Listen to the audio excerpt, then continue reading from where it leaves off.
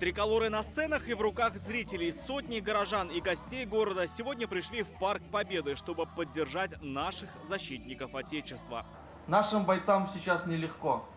Нам противостоит коллективный Запад. Но у наших бойцов есть дух, есть воля к победе.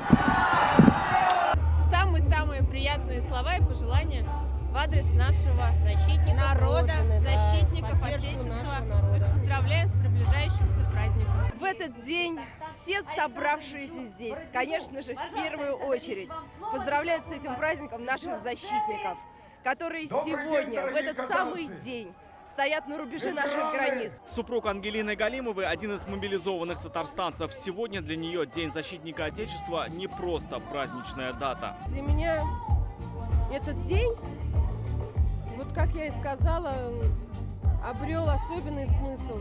В то время как сейчас наши ребята там, на передовой, я это всегда чувствую, очень близко это принимаю.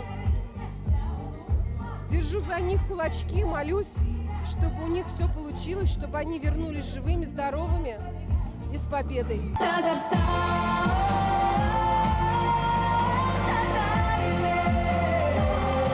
На большой концерт пришли представители разных партий. Сегодня они говорят о единстве.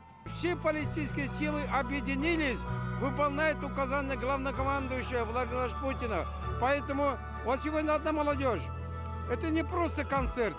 Это показывает наше единение, объединение во имя нашей победы. Когда мы едины, мы непобедимы. Вот это объединение всего народа сегодня и армии, это очень хорошо. Мы должны все вместе помогать и армии, и экономику поднимать.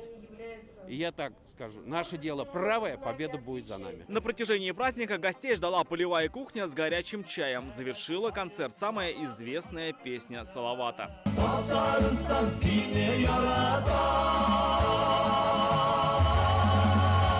Рамиль Шайдуллин, Адель Мендубаев, ТНВ, Казань.